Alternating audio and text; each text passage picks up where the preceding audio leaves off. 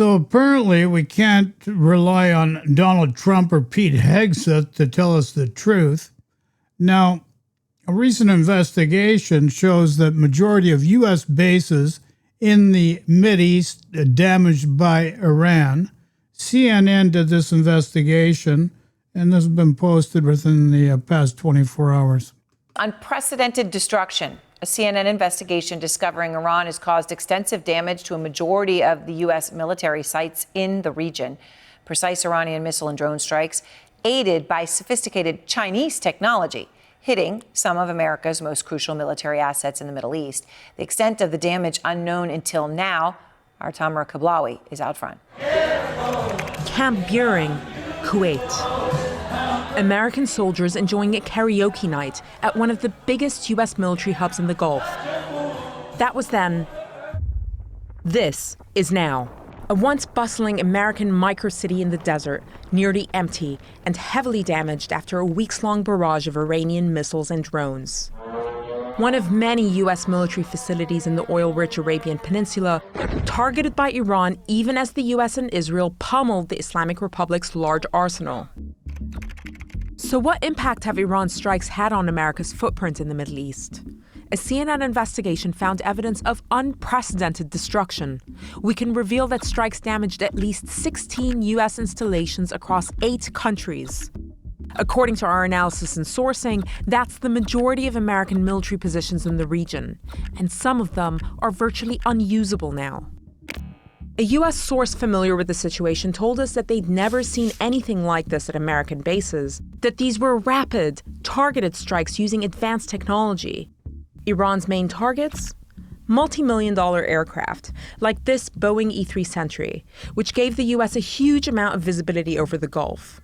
It's out of production, and in today's money, it's worth nearly $500 million.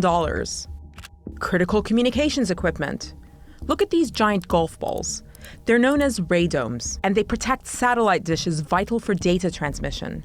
In this base alone, Iran destroyed all but one of the radomes less than a month into the war. And crucially, radar systems. Highly sophisticated, expensive, difficult to replace, and critical to air defense. A second U.S. source, this one a congressional aide familiar with damage assessments, described these as the most cost-effective of the targets. Our radar systems, they said, are our most expensive and our most limited resource in the region. For U.S. allies in the region, there's a dilemma. In some ways, Iran's show of force makes the U.S.'s presence in the region even more necessary to Gulf security. But there's a new reality here, which is that U.S. military installations, previously seen as formidable fortresses, have turned into sitting targets. As a Saudi source told me, the war has shown Saudi Arabia, that's the U.S.'s longest-standing Arab ally, that the alliance with the U.S. cannot be exclusive, and it is not, in their words, impregnable. To get a sense of just how vulnerable U.S. facilities have become, have a look at this. It's the war room at Qatar's El Udeid Air Base, the theater command and control hub for U.S. air power across 21 nations. Struck not just once, but twice. And according to a U.S. source, causing significant damage. The base had been largely evacuated at this point, and no casualties were reported. Iran's visibility over its targets has never been clearer. In 2024, according to the Financial Times, Tehran secretly acquired a Chinese satellite, known as the TEE-01B, a massive upgrade from its own satellites. That means that Tehran went from looking at images of this quality to this. This is the first time America has fought an adversary with satellites that capture high-res imagery, almost as detailed as its own. As the scale of the damage comes into focus, many will wonder whether America's presence, once a protective shield in the Middle East, has turned into its Achilles heel. Responding to our findings, a Pentagon official said that the Defense Department does not discuss damage assessments, but that U.S. forces remain fully operational with the same readiness and combat effectiveness. We also understand from our sources that the vast majority of U.S. troops evacuated their positions in the Middle East, with many working from the relative safety of hotels and apartments in the Arabian Peninsula. What stands out to you about all this? Well, Aaron, what's interesting is that the U.S. intercept rate is likely somewhere in the 95% level right now. These look predominantly like drone strikes. That's our assessment, the Shaheeds that did this rather than Iranian ballistic missiles. But it does show if the intercept rate is somewhere around the 95% level, that 5% or so are getting through and they are having damage. So the system that the U.S. has in place is not foolproof. It's very good, but it's not foolproof. And I would just say, sort of big picture, if you shift to the Indo-Pacific with the PLA, the Chinese People's Liberation Army Rocket Force, U.S. bases across the region, Japan, Philippines, and other places, are going to be at much more severe danger than what we're seeing now in the Middle East. Yeah, absolutely. And then when you talk about with the damage done by the drones, right, that the missile interceptor rate may be, exceptional. 5% can cause huge damage, but then there's the drones. You have done incredible reporting, you and all of CSIS, on the depletion of U.S. Offensive capabilities, missile inventories specifically as well. Trump was asked about that earlier today. Seth, I wanted to play part of what he said. All over the world we have inventory, and we can take that if we need it. But all over the world we have tremendous amounts of inventory, the best. For instance, we're stocked and locked and loaded. Right now, we have more than double what we had when this started. More than double what we had when this started, and tremendous amount. Yeah, but here's the deal. This guy just likes to play war games like kids play video games. Like, what's going on? There was no nuclear imminent threat. It's buried under rubble. And based on Pete Hegseth, he stated that Iran has ambitions. Well, that's great. I got ambitions. Maybe someday I'm going to be a master chef, but I've yet to take a course or learn anything about it. Nonetheless, they have ambitions.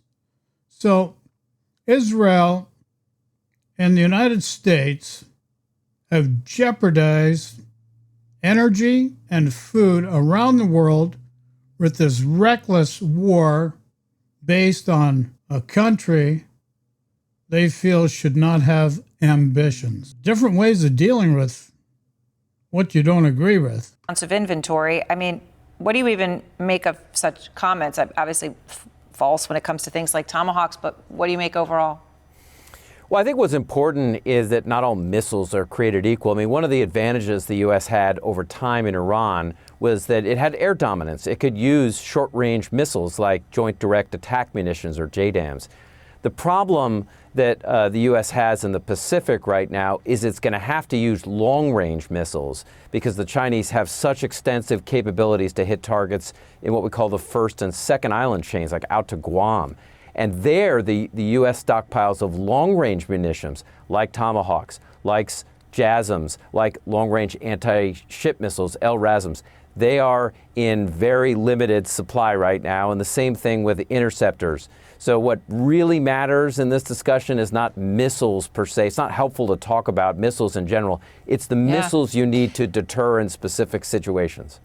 Which I think is just so crucial, and what you lay out there is so important. And it's important for Americans to understand all of this and the truth. Obviously, what he said there is at best extremely misleading about something so important for national security. He also talked today, Seth, about something about Iran, right? What does Iran really have left, okay? The military. And he was very specific.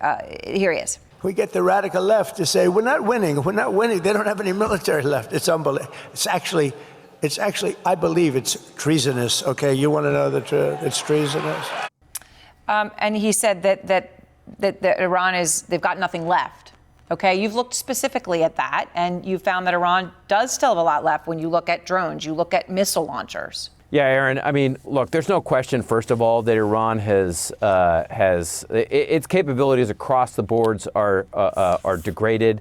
The video you showed of U.S. bases, what the extent of the damage in Iran is much more significant than what U.S. bases have received. Nevertheless, despite that damage, the Iranians have hid stuff underground, so they still have 40% or so, our assessment, of their drone capabilities left, and then maybe 60% or so of their missile launchers. So they do still have the capability to fire missiles and drones, and that makes them still a dangerous adversary. And as you just noted in your reporting, they're getting help from the Chinese, and I would add the Russians as well.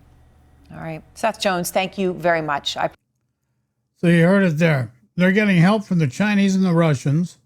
And meanwhile, Trump cozies up to the Russians. He tariffs his neighbors, Canada and Mexico, economic warfare on Canada, Mexico, on Europe, and as I said, threw Ukraine under the bus, and cozies up to Russia, and Russia's helping the Iranians.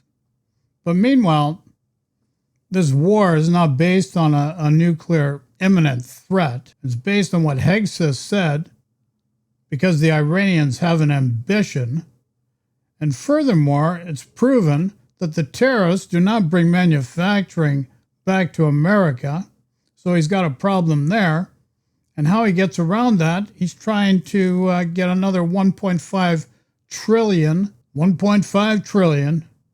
so they can manufacture arms in the United States. So that's the manufacturing he's getting going, or trying to get going, in the United States. Tariffs didn't work, alienated the rest of the world. You're still trying to do it because the guy just doesn't give up. But he's going to bring manufacturing back to the U.S., and it's going to be weapons manufacturing. Is that what you signed up for? More pain and suffering? You're creating the pain and suffering around the world, creating it back at home, taking away health care. No reason anybody can't have health care. 4 million off food stamps. Oh, you say fraud? 341 million people in your country take 4 million off food stamps? Like, how cruel are you to your own people? So you can continue down this road of pain and suffering. You can change that. Go to benevolence, harmony, and abundance. And it starts with you. And I don't know if you getting off on this kind of stuff? Like, it's utter nonsense. Like, is this how you treat your neighbors? You just bomb them? I'm just going to take what I want. Love and peace to everybody. You can make a choice now. Continue down this road of pain and suffering. History's shown you that goes nowhere. Not a nice place. Or you can change to another position of benevolence, harmony, and abundance. Love and peace. Let me know what you think in the comments. Ciao for now. At least now you know what's going on in the Mideast.